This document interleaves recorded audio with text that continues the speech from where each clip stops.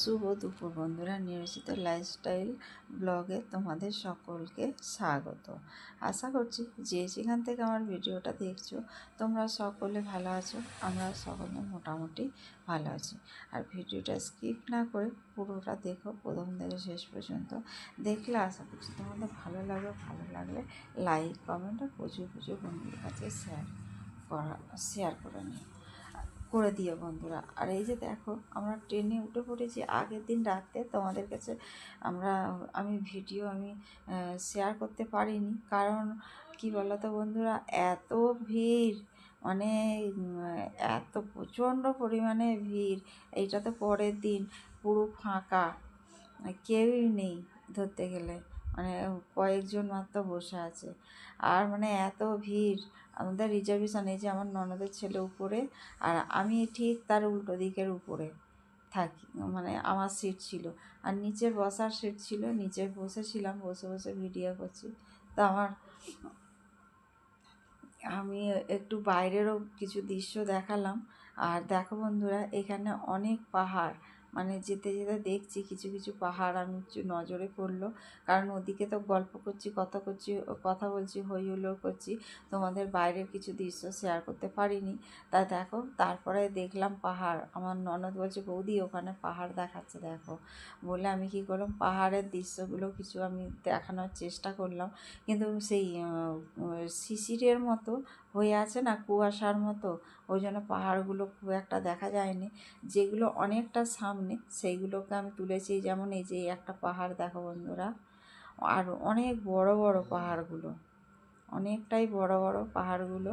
আর আমার খুব ভালো লাগে, পাহাড় দেখতে খুব ভালো লাগে। আমার সমুদ্রকে খুব ভয় পাই, কিন্তু সমুদ্রও ভালোবাসি, পাহাড়ও ভালোবাসি, কিন্তু পাহাড়ে আবার উঠতে আমার কষ্ট হয়।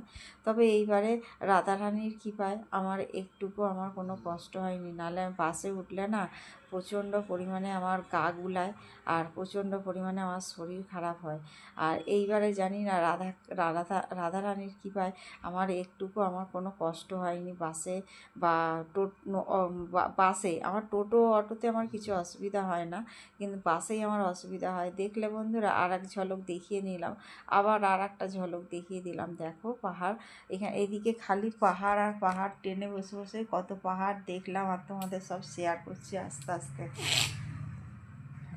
আর ওদিকে আমার ননদের ছেলে বলছে, মামি এখানে নেট পাচ্ছি না। সত্যি ফোনের বন্ধুরা নেট নেই।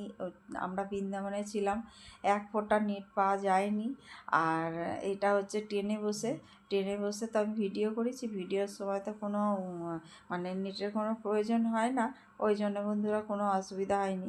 কিন্তু আমরা ফোনই দেখতে পাইনি। ফোনে যে কারোর ভিডিও দেখবো, কারোর ভিডিও দেখে কারোকে শেয়ার করবো, সেসব কিছুই করতে পারিনি। তা দেখো বন্ধুরা, আবারও একটা পাহাড়, এই পাহাড়টা সবথেকে বড় পাহাড় ছিল। যে দেখো, এই পাহাড়টা অনেকটাই বড়। আর আমার পাশে একজন আছে, সে বসে বসে রিলস করছিল, কিন্তু আমি বললাম, তুমি কি ভিডিও ছাড়ো? বলে না, আমি ভিডিও ছাড়ি না, কারণ আমার হাজব্যান্ড খুব মানে রাগারাগি করে, ওই জন্য ও মানে ভিডিও কোনো ছাড়ে না, তবে ওর গ্যালারিতে পুরো জমা আছে বললো।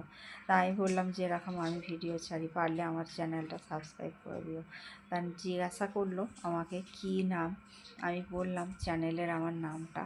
তারপরে বলে, আচ্ছা ঠিক আছে, আমি তোমাকে সাবস্ক্রাইব করব। কিন্তু করেছি কি না জানি না, কমেন্ট করেনি। কমেন্ট করলে তো তবে তো জানতে পারবো, তাই না? তা বন্ধুরা দেখো, আমার ননদের কাছে চলে এসেছিলাম। ওখানে একা একা বলে, যে সিটটা ফাঁকা দেখছো, এখানে আমি বসেছিলাম। তারপরে আমার ননদের কাছে আবার এনারা তিনজনেই রিলস বানায়, তাই রিলস বানাচ্ছিল। তা দেখে আমার ভালো লাগলো, আমার ননদেরও ভালো লেগেছিলো। তা আমি বললাম যে তোমরা রিলস করো? বলে হ্যাঁ। তাই বলি, তাহলে আমিও তো ভিডিও ছাড়ি, একটু আমাকে হাই করে দাও। বলে ওরা আবার হাই করলো। ওরা হিন্দিতে কথা বলছে, কিন্তু বউটা বাংলা কথা বলছে। ওরা নামলো বর্ধমানে, ওরা বর্ধমানে নেমে গেছে, আর আমরা মানে হাওড়ায় আমাদের আসতে হবে, আমাদের এখনও অনেকটা বাকি ছিল।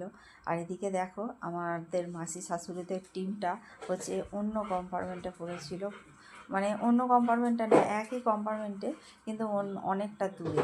তা আমি এসে থেকে ট্রেনে ওঠার থেকে আমি ওনাদের সঙ্গে আর যোগাযোগ করতে পারিনি, মানে আসতেই পারিনি, এত ভিড় ছিল। তা পরে এসেছি, আসার পরে জিজ্ঞাসা করলাম, জিজ্ঞাসা করলাম করতে পারে আমার শরীর ভালো লাগছে না একদম, একদম আমার শরীর অসুস্থ লাগছে। তা ওনার একটা টেনশান ছিল, চিন্তা ছিল, তা ওই জন্যই ওনার শরীরটা খারাপ করছে। তা দেখো বন্ধুরা, এই যে আমাদের লাগেজগুলো দেখেছো, সবাইয়ের লাগেজ এখানে। তা বন্ধুরা, টাটা বাই।